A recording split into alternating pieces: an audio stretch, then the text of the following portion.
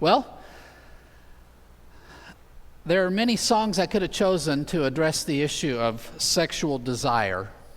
That's a very popular theme in our culture, is it not? There are probably more songs along those lines than just about any other theme you could think of. I could have gone with something a little more recent. We could have done Let's Marvin Gaye and Get It On. That's a song that's on the radio these days. But this idea, I don't think this is going to work, so if y'all will just advance the slides when I ask.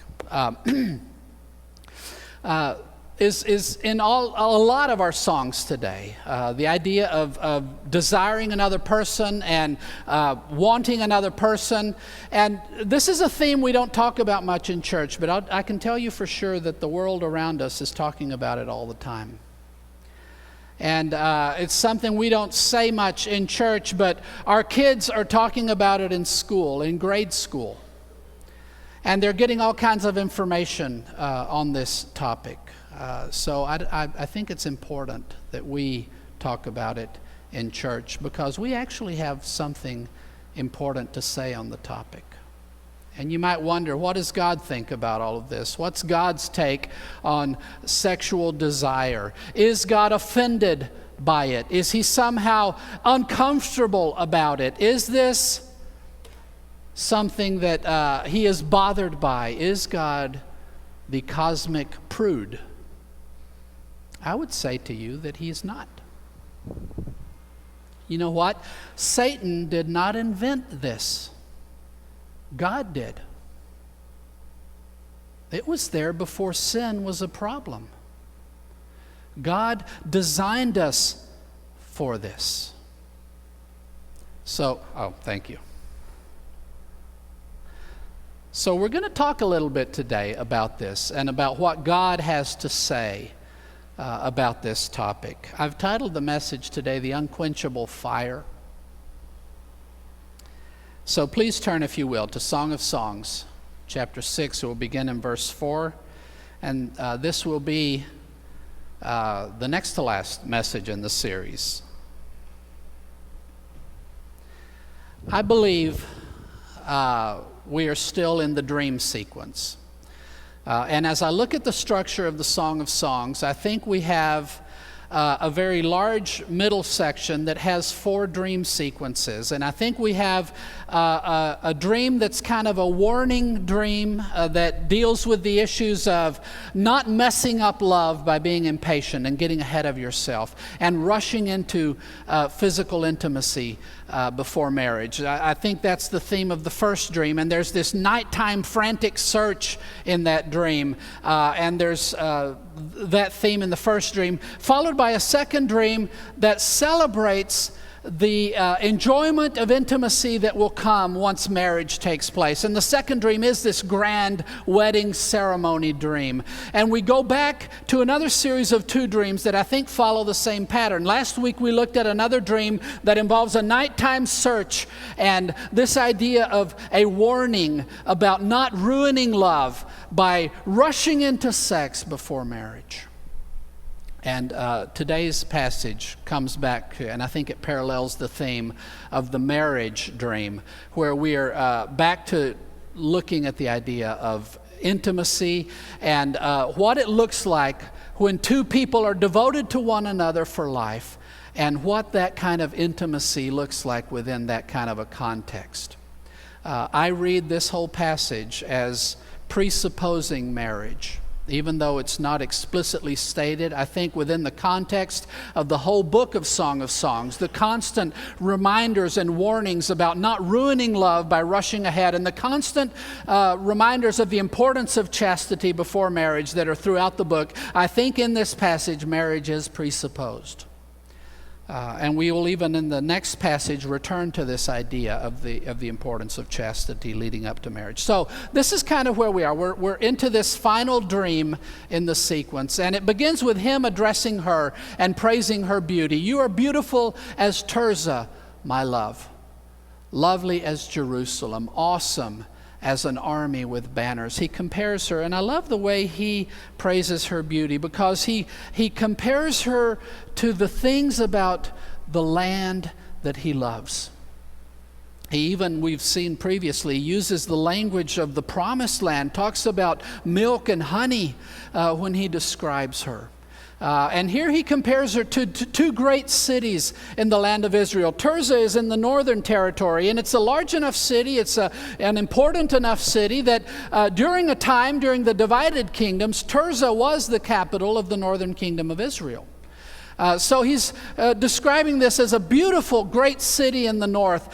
She is to him as majestic as this great city. And then he talks about the great city of Jerusalem, which was the capital of the United Kingdom and remained the capital of Judah after the divided kingdom. These two great cities, he compares her to them, these grand cities in Israel. He says she's like an army in full array with its banners flowing in the wind. Just a breathtaking, majestic sight. Turn away your eyes from me, for they overwhelm me. And he asks her to avert her gaze, because when his eyes lock onto hers, his knees buckle. He loses his train of thought. He feels overwhelmed by her. Your hair is like a flock of goats leaping down the slopes of Gilead. Your teeth are like a flock of ewes that have come up from the washing, all of them bearing twins. Not one among them has lost its young. We've seen him make these comparisons before, and obviously he's a shepherd, and these are the images that he holds dear to his heart. These black goats jumping down the lush green slopes of Gilead.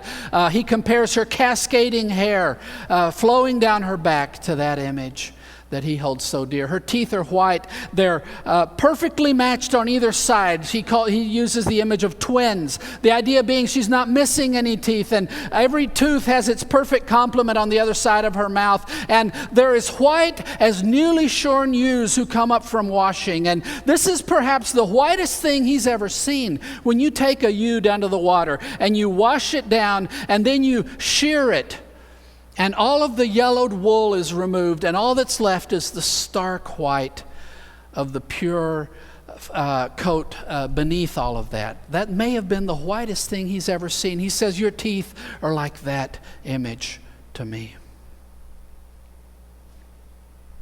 Your cheeks are like halves of a pomegranate behind your veil. And I'm getting the sense as I read this book that this may be his favorite fruit. He keeps coming back to this darn pomegranate. I don't know, but and if you think of it, it's a very exotic and very flavorful fruit and very healthy for you. And when we were in Israel, it's one of those that they'll juice for you right there on the streets and give you a glass of pomegranate juice. It's very refreshing. So he associates these things that he loves with her. We begin this dream with him praising her beauty.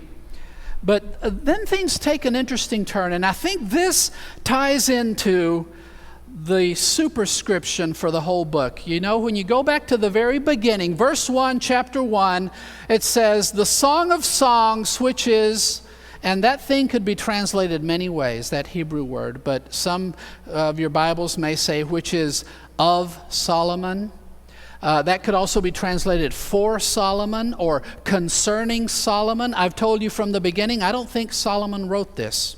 I think this book is a criticism of Solomon. I think this book is a response to the collector's approach to marriage. And Solomon had definitely collected more wives than any man should ever collect. 700 wives, 300 royal concubines.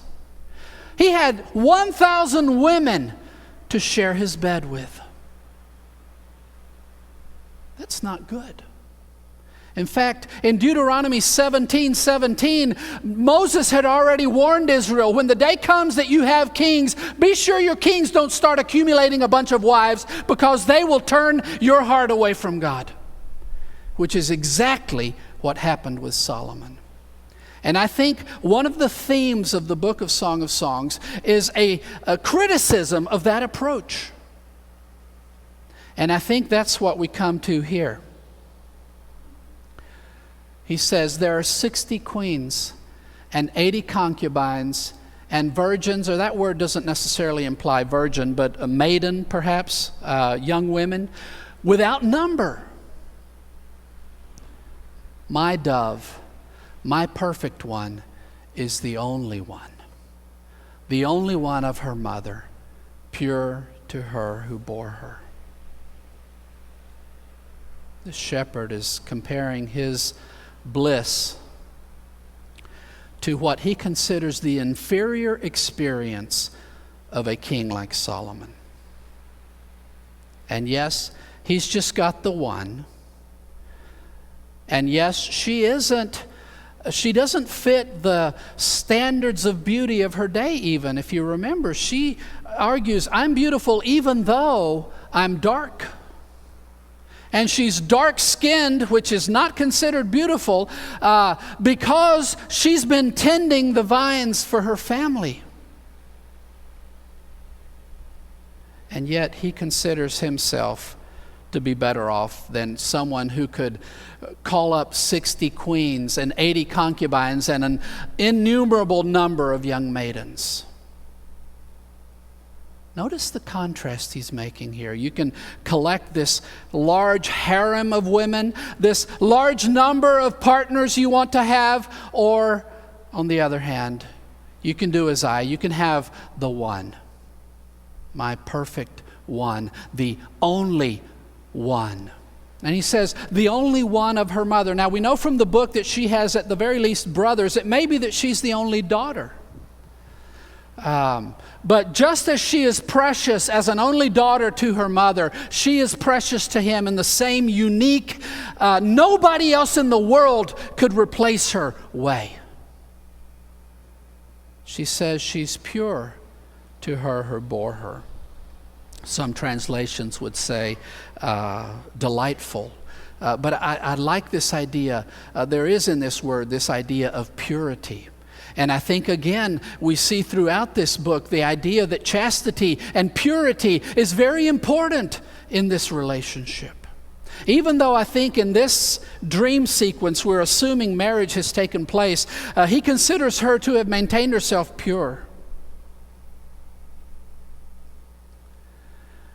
He says that the young women, and he kind of reverses a bit the order. He said queens, concubines, maidens, and now he goes maidens, queens, concubines. But the young women saw her and called her blessed. The queens and concubines also, and they praised her. So he describes this huge harem of women as praising her as the one who's blessed.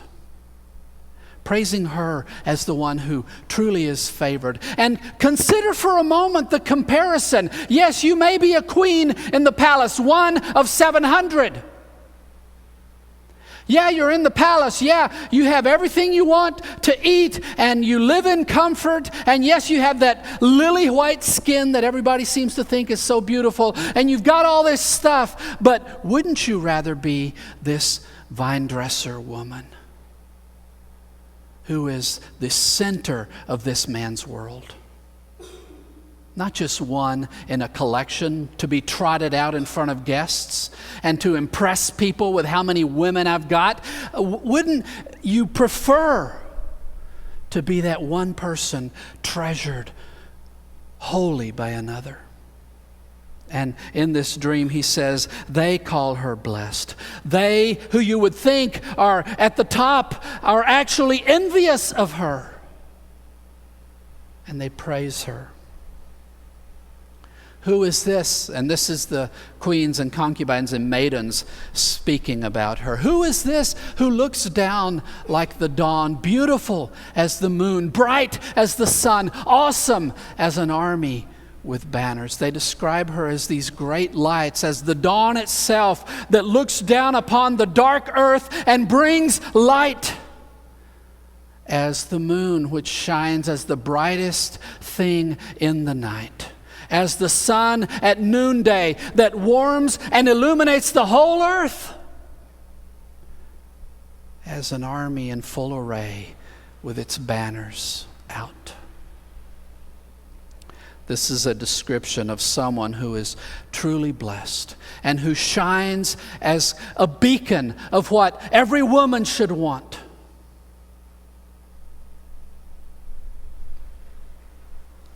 He goes on to describe his experience. I went down to the nut orchard to look at the blossoms of the valley, to see whether the vines had budded, whether the pomegranates were in bloom, and he can't wait for them to be ready to eat, those pomegranates. And so he says, I go out into the countryside, and obviously this is a man who lives in the countryside and loves the countryside.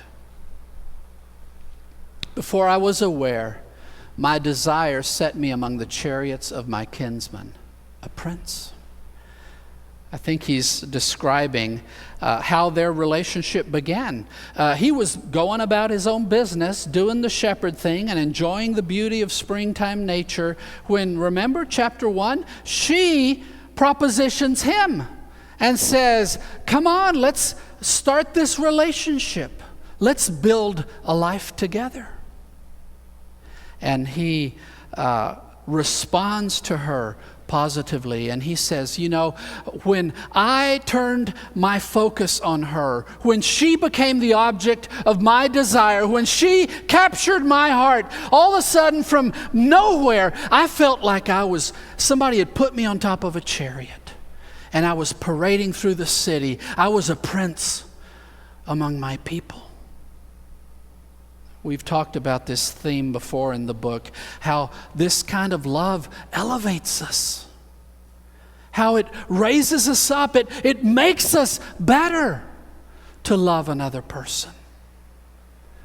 There's something tremendously, profoundly positive about loving another person.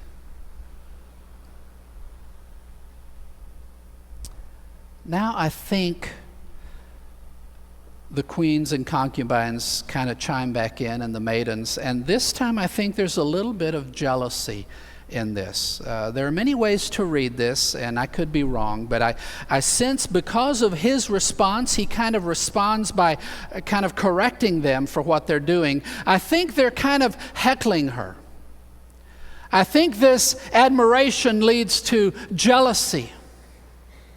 And this return, O Shulamite, return that we may look upon you. That word Shulamite, people have come up with all kinds of ideas of what to make of that. Some say it's a feminine form of the name Solomon, which really doesn't make any sense. I don't see why they would do that.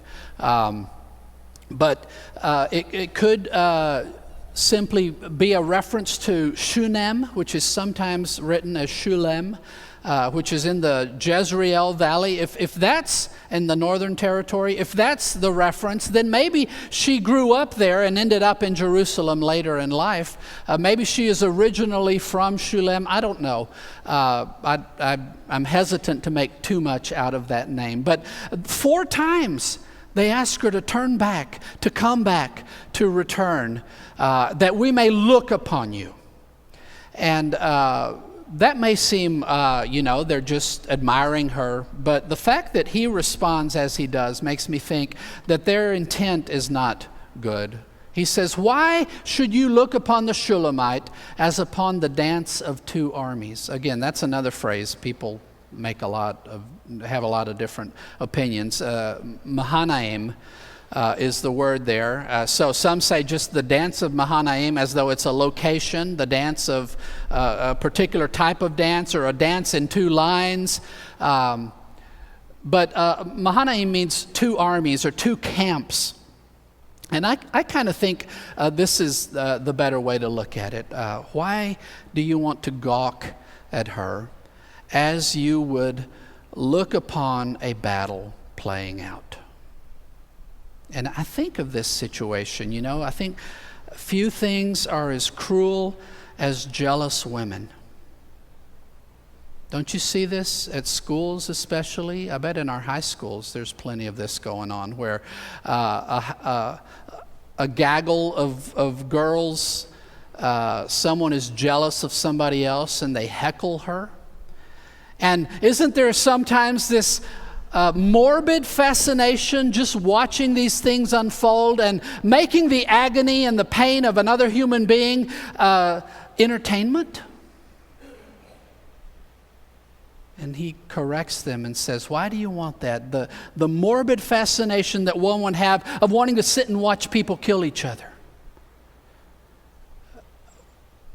why do you want to do that? But I think there's this brief middle part here where she is both raised above these women who are experiencing a sexuality that's very different. It's not this exclusive, monogamous, lifetime love. They are part of a collection of women.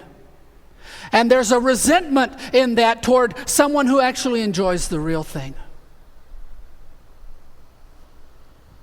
From that, we move to another love inventory. And this is the reason pastors don't preach Song of Songs. So, brace yourselves. Okay.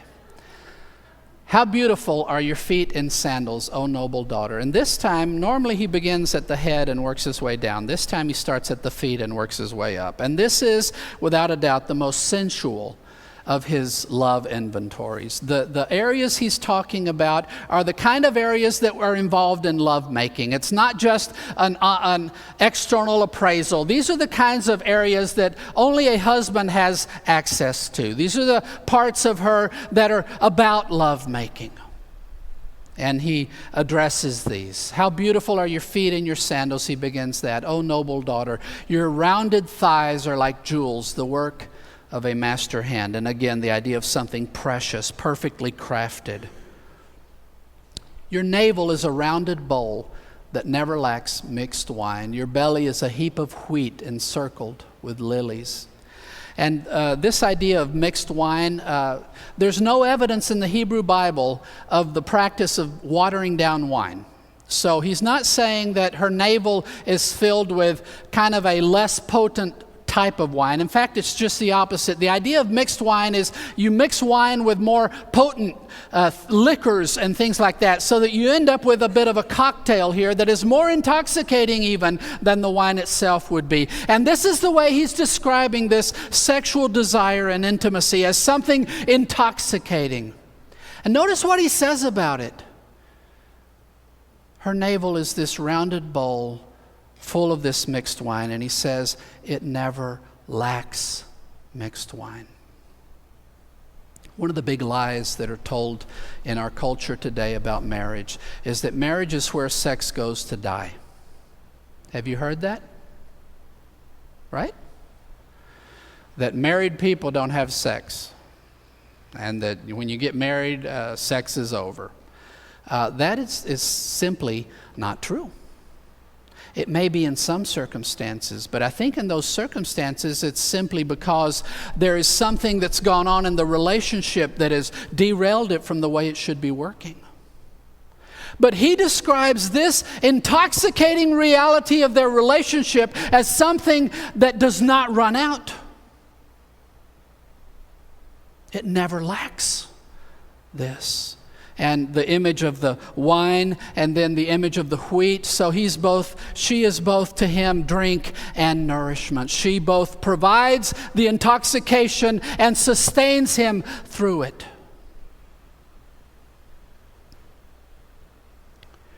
Your two breasts are like two fawns, twins of a gazelle. And we've talked about this previously, how he is using these images from nature that are so dear to him and that he has such fond feelings toward. But he goes on, your neck is like an ivory tower, stark white. There's no evidence that Israel ever had a tower made of ivory, but try to picture that. If you were to see a tower made of ivory, this precious material, so exotic, you didn't have elephants in Israel. This had to be imported. This precious material, it's such an amazing bone. It's so dense that you can carve it very intricately, and it's got such a beautiful, creamy texture, color to it.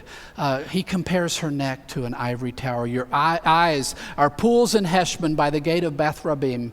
Archaeologists haven't identified this site, so we're not real sure exactly what he's talking about here. But the idea of pools that reflect light Your nose is like a tower of Lebanon, which looks toward Damascus. And again, something majestic and that points to something far away and exotic, the capital of Syria, the capital of the Aramean people up in the far north.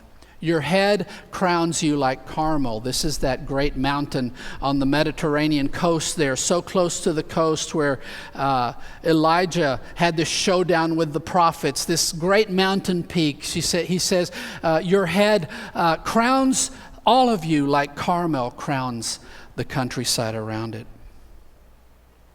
And your flowing locks are like purple. A king is held captive in the tresses. I think he's describing maybe some kind of an intricate hairdo where there is this very expensive and precious purple thread woven into the locks of hair. And he says, even a king would be caught up in your beauty. How beautiful and pleasant you are, O loved one, with all your delights. Your stature is like a palm tree, and your breasts are like its clusters. I say, I will climb the palm tree and lay hold of its fruit.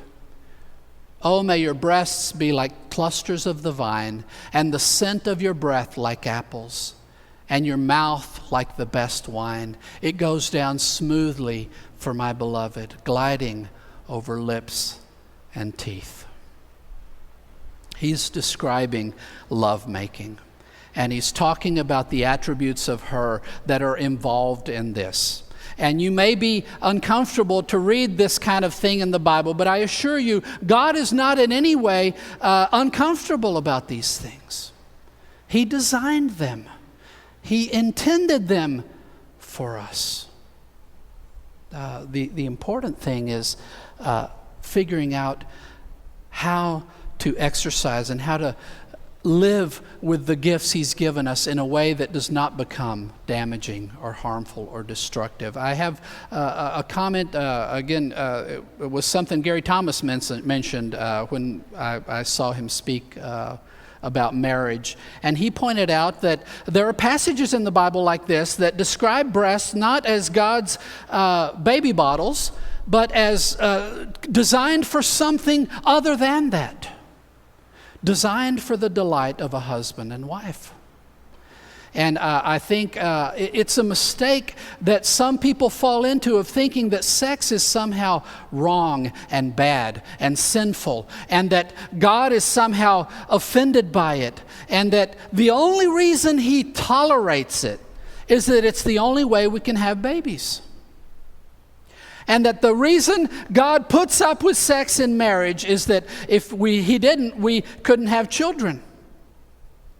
And I'm saddened when I hear people who have been taught that, because nothing could be further from the truth. Sex is not a necessary evil. It's one of God's greatest gifts. It is the single most intimate physical act of love we are capable of engaging in. God designed us for it. And sex is primarily about joining two people together into one, not primarily about having babies. In Genesis, God gives Eve to Adam and says, therefore a man shall leave his father and his mother and be joined to his wife, and the two shall become one flesh.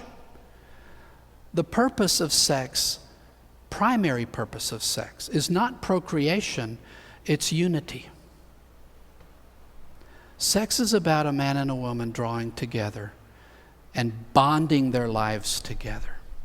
So this intimacy, this delighting in one another, this delighting in every attribute of the one you love, and feeling like this is an intoxicating reality that you will be enjoying for the rest of your life, that is what God intended for sex. It's meant to be this lifelong journey with that one person. Now, there is much in our society that does war against that way of doing sex. Let's face it, we live in a culture that has reduced sex to an itch. It's not a profound, spiritual, unique thing. It's something, if you've gone too long without, you might as well do it with whoever you happen to have close. It's been reduced to commodity, and we have now in our culture trained up generations of people now who view sex as simply a desire to be met, just like eating or drinking water.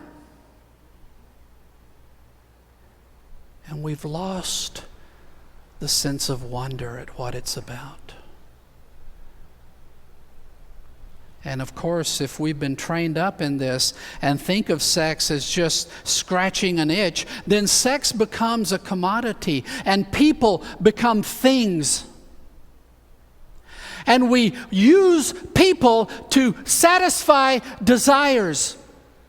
And when we burn through people like this and discard them and then move on to the next and burn through them and go on to the next and exercise our sexuality in a predatory fashion, we are wounding our own souls. We were not designed to do that. Every physical union, Paul warns about this. Don't you know if you have sex with a prostitute, you're becoming one with her? There is something profoundly spiritual going on in sex. Don't treat it lightly. It's meant to be a lifelong journey. And your sex life is meant to go through peaks and valleys and through new discoveries and a continual adaptation as you continue to grow and change as people. We do not stay the same. And as we grow and age and move through life together, sex is a part of that union that continues to walk with us and morph along with our relationship. I think it gets better, not worse, with time.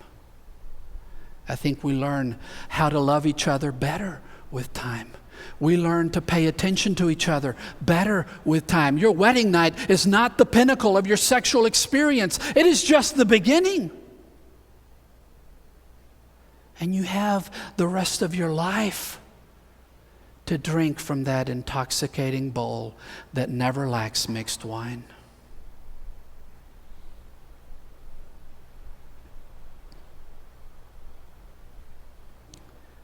Now at the end of the dream, she appears and she responds, I am my beloved's, and his desire is for me. At the end of the dream here, she speaks up and says, yes, I belong to him. And we've already heard her say before, I belong to him, he belongs to me. We mutually belong to one another. But she has just heard him express in beautiful terms his desire of her.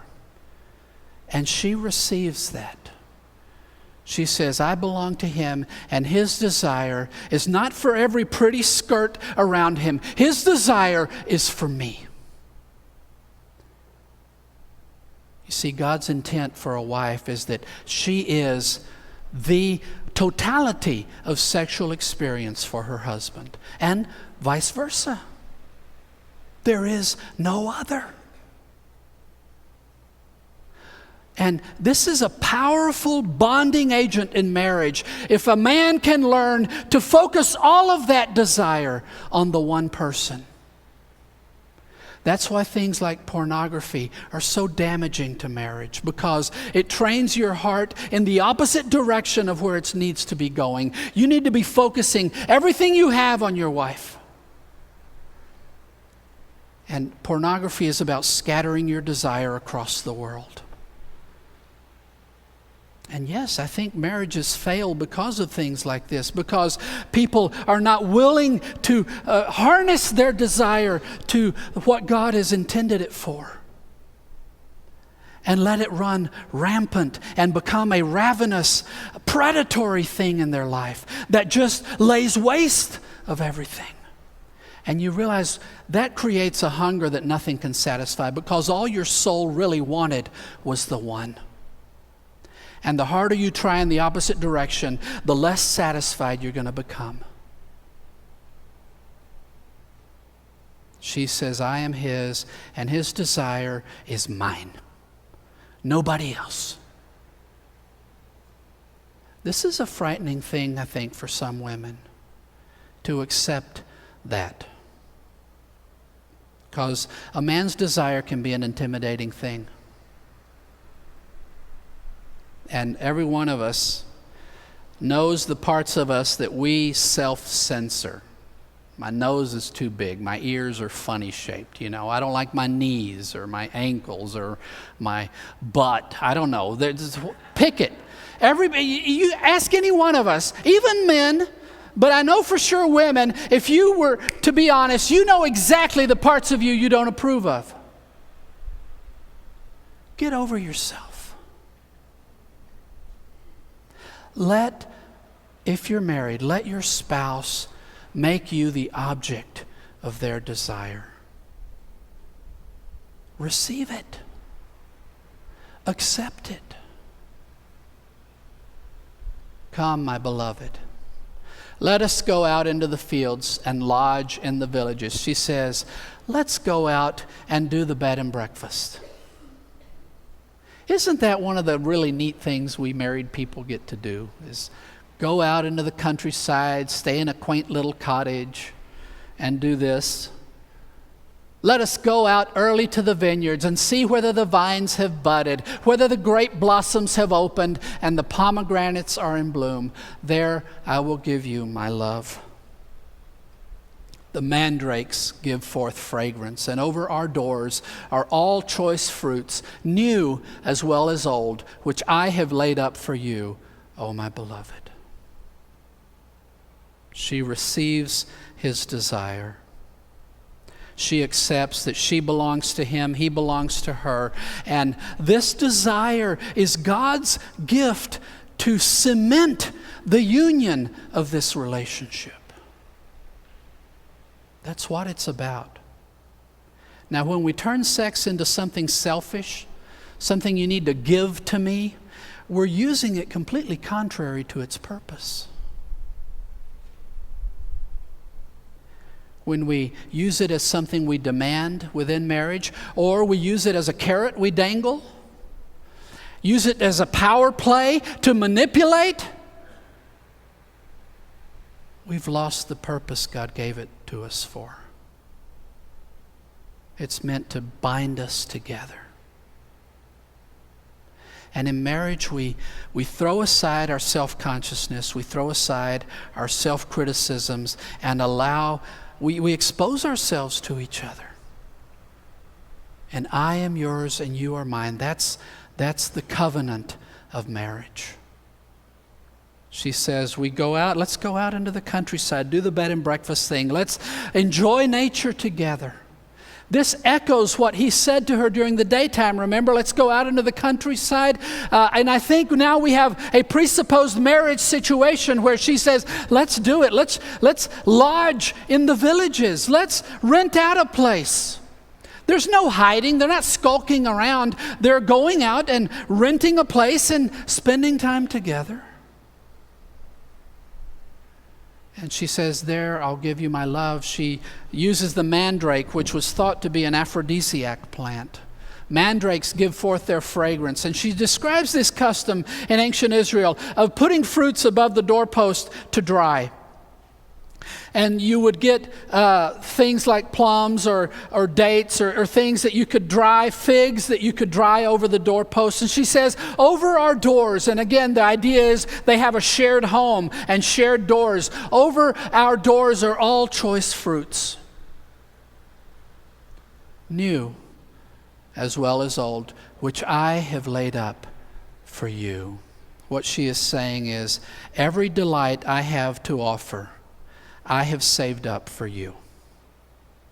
And notice this description of them as new as well as old. This isn't something that is just for one season of life. This is something, it's a continual giving that we do in marriage. We give ourselves to each other in this intimacy over and over again. And it's not just the same thing. It's a developing relationship. There is a newness that is a part of the reality of it. It's not just same old, same old. There's a continued discovery and adventure in the process through the years, new as well as old.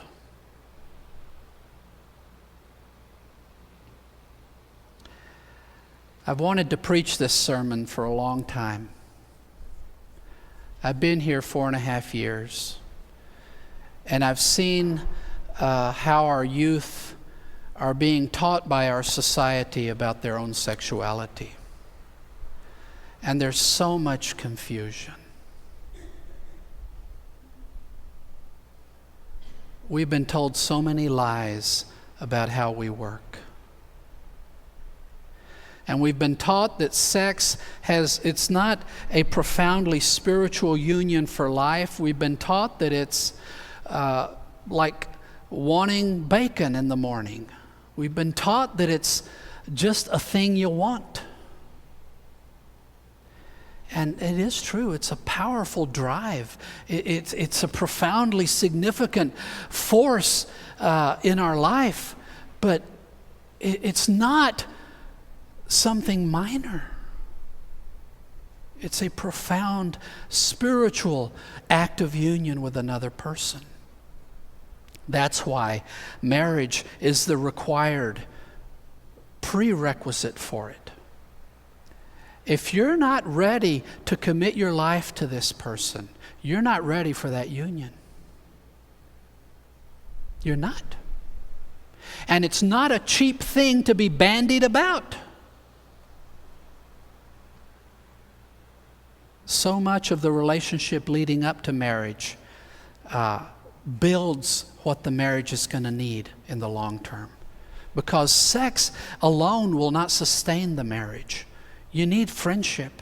You need a union of hearts. You need union of purpose. You need God in the center of the relationship. You need all these things. And courtship is the time to develop everything you need for marriage to work.